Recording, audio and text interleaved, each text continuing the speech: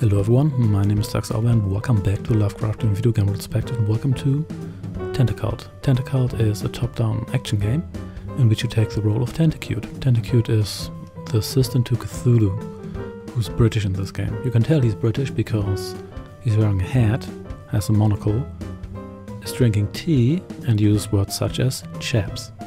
Cthulhu feels lonely, he doesn't want to have his tea alone, so he orders you, Tentacult, to find him some friends, and by that he means go to a town, rush into humans and turn them into copies of yourself and add them to the swarm.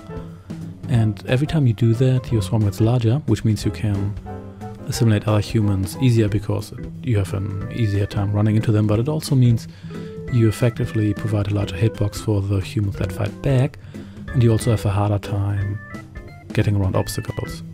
The game's controls are very simple. You only have WASD or arrow controls, which allow you to move around, and the only other action you can do is hit the spacebar and clump your swarm, which is often required to not lose members of your swarm when you move through tight passages.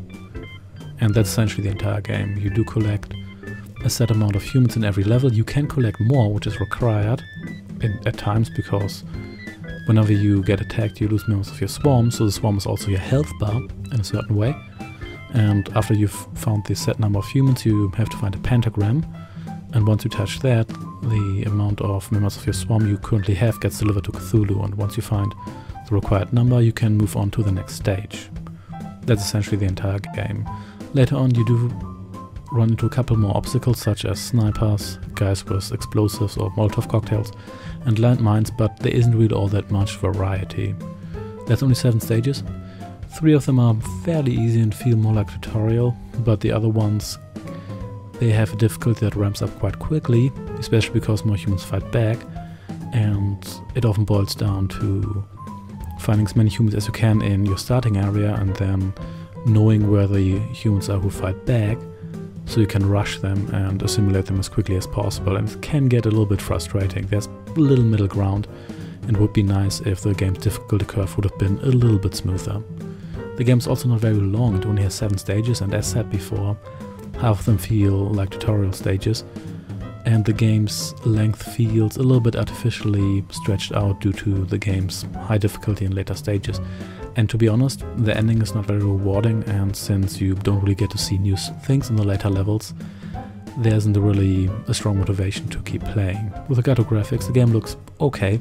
It has colorful top-down plasticky graphics, which look fine, but there's not a whole lot of variety. The same goes for the music. There's one theme that gets played almost the entire time, which does the job but isn't anything special. The controls are fine, even though the clumping occasionally doesn't work. The hit detection is alright, and there are a couple of issues though. Occasionally you can phase through the game's assets, or there's an invisible wall. It doesn't really happen too often, and most of the heavy bugs seem to have been ironed out since the game's release, so it's not too bad, but you can expect a game that's a little bit glitchy every now and then. With regard to length, as said before, it feels a little bit stretched out.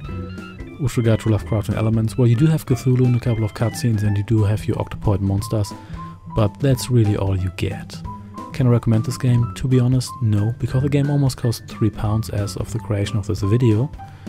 So for that, I can't really recommend it, because the game's central concept is actually pretty neat, but it doesn't really move beyond that.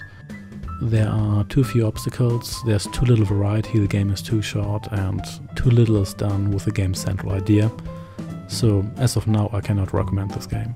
Thanks for watching, and I shall see you next time. Take care and goodbye.